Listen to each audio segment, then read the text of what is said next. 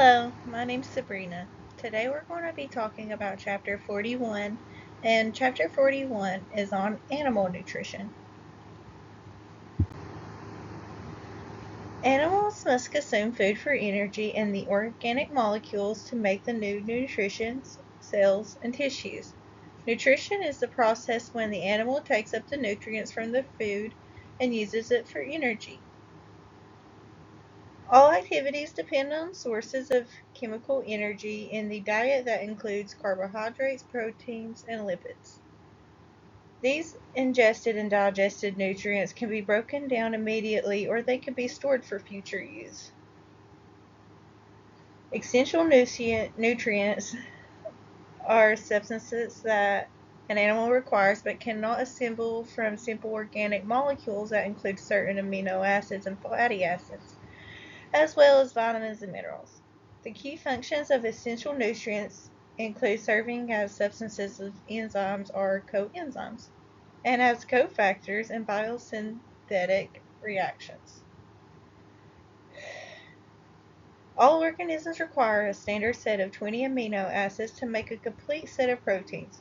Most animals have that enzyme to synthesize about half of these amino acids, as long as the diet includes sulfur and organic nitrogen. The remaining amino acids must be obtained from the animal's food in the prefabricated form and are therefore called essential amino acids. Animals require fatty acids to synthesize in a variety of cellular components, including the membrane, phospholipids, signaling molecules, and storing fats. Although animals can synthesize many fatty acids, they lack the enzymes to form the double bonds found in certain required fatty acids. Instead, these molecules must be obtained from the diet and considered essential fatty acids. Animals typically obtain ample quantities of essential fatty acids from seeds, grains, and vegetables in the diet. The 13 vitamins that are required by humans vary in both chemical properties and functions. Vitamin B is a water-solute vitamin that is converted from the body to FAD, a coenzyme used in many metabolic processes, including cellular respiration. Vitamin C is required of the production of connective tissues and is also a water-soluble. Fat-soluble vitamins include vitamin E, which are incorporated in visual pigmentations of the eye, and vitamin D aids in the calcium absorption and bone formation.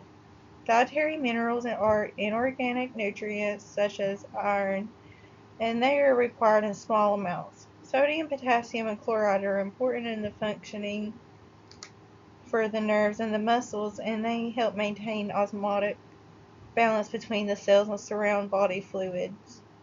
The mineral iodine is incorporated into thyroid hormones, which regulates the metabolic rate. And they also require large quantities of calcium and phosphorus for building and maintaining the bones.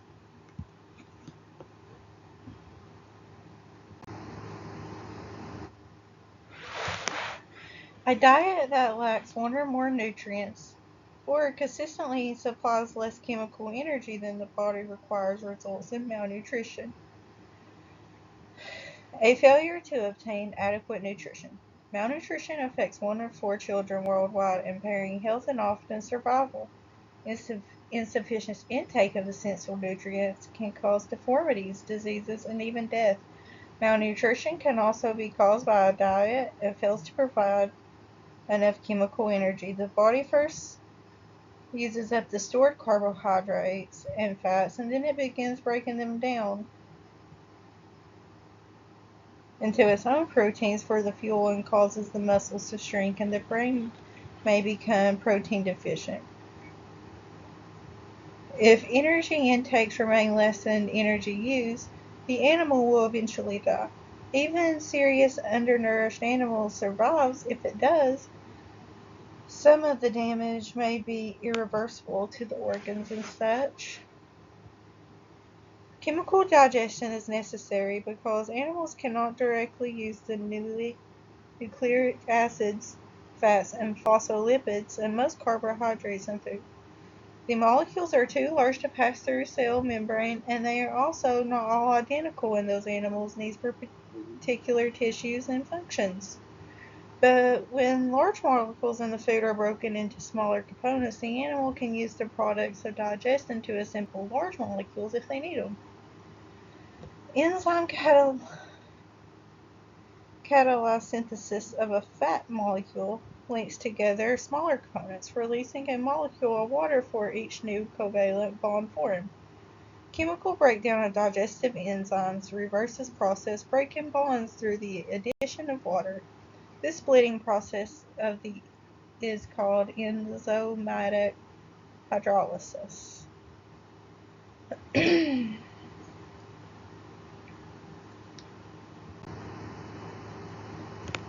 In the human digestive system, it always begins with consuming food through an oral cavity, and the human's teeth help mechanical breakdown by chewing the food. And this signals the saliva glands to produce saliva. That helps make the food easier to swallow. Amylase is an enzyme that is important in breaking down the starch and glycogen. Food enters the pharynx, and then it goes into the esophagus, which is known as the tube that connects to the stomach. Peristalsis takes place inside the esophagus that helps with the contraction and relaxation to move food into the stomach, which is also known as peristalsis. The stomach is what stores the food, and it creates gastric juices to break down nutrients. Then it performs contractions of peristalsis to move the food into the intestines. In the small intestine is where all the stomach juices and digestive juices mix and triggers the release of hormones that stimulate the pancreas to secrete biocarbonates that neutralize acid and act as buffers in chemical digestion. Fun fact, most of the digestion takes place in the small intestine. I didn't know that for a long time. Fats can be difficult to digest, so the bile from the liver destroys the red blood cells and eliminates them in the digestion. The last stop that food particles travel is the large intestine, that is made up of the colon, cecum, and rectum. The rectum is the final place where the feces is stored and is waiting to be eliminated. Saliva is a complex mixture of materials with a number of vital functions. One of the major functions is mucus, what we was just talking about that came from the saliva. It is a viscous mixture of water, salt, cells, and slippery glycoproteins. Mucus lubricates food from easier swallowing, protects the gums against abrasions, and it facilitates the taste and the smell to make the food more appetizing. Saliva also contains the buffers that help prevent tooth decay by neutralizing the acid and making antimicrobial agents, which that's always a good thing.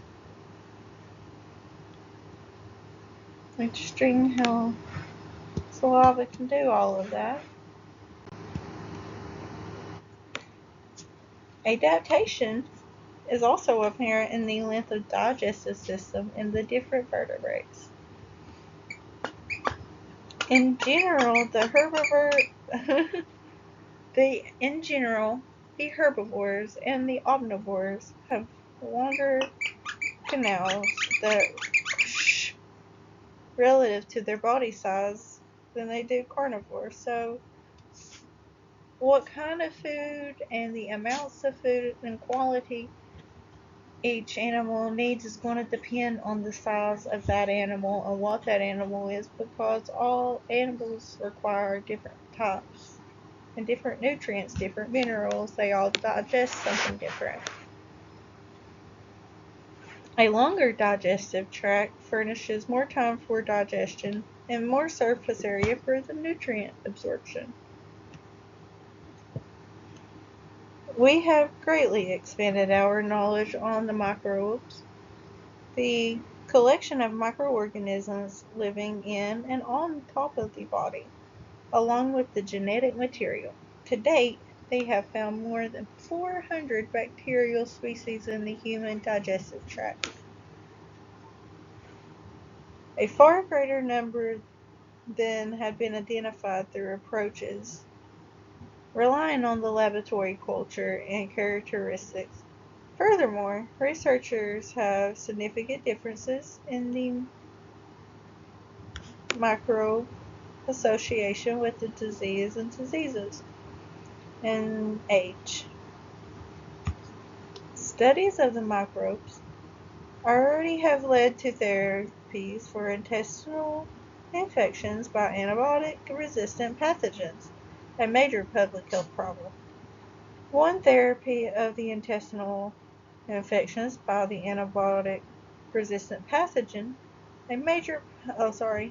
one therapy for the intestinal infections is to treat the fecal microbial transplantation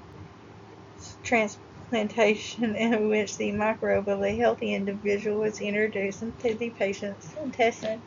So I remember that one thing that they were talking about in our book is talking about the infection C. difficile, and now it is being able to be more treated, but it is also known to be antibiotic resistant and very difficult for our bodies to fight off. So this is one way our studies have advanced.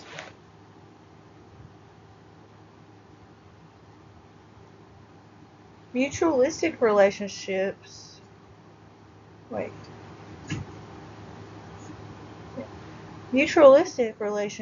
with microorganisms are also very important to herbivores.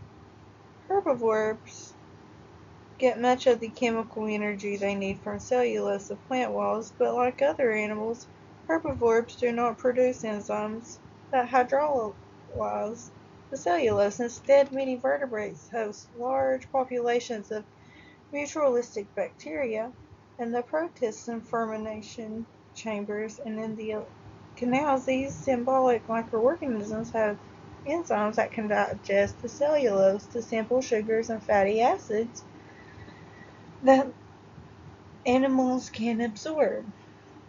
So I'm a little short on my time. I just want to add in a few facts. Carnivores are animals that get their nutrients and minerals from other animals, other meats.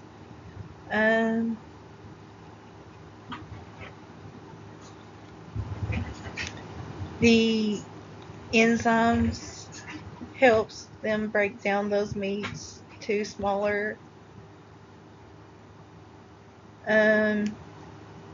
macromolecules, so they're able to digest these meats and stuff easier. A herbivore only eats plants. Let's see, what else do I have in these slides that I could talk about? It's not going to let me go back. Well, I hope you guys have enjoyed my presentation. Remember that the first stage of digestion is eating it, breaking it down with your teeth. Your teeth are there to help you chew things up, to make them smaller and more digestible. Then it goes down through your throat into your pharynx. Sorry, my dog's trying to starve. Then it goes down into your stomach to where everything is stored. It goes into your small intestine first. Then it goes through the large intestine. That's also where you're getting your water. I'm so sorry, and all of that. And water is stored. Then you get to digest it. Thank you. I hope you all have a great day.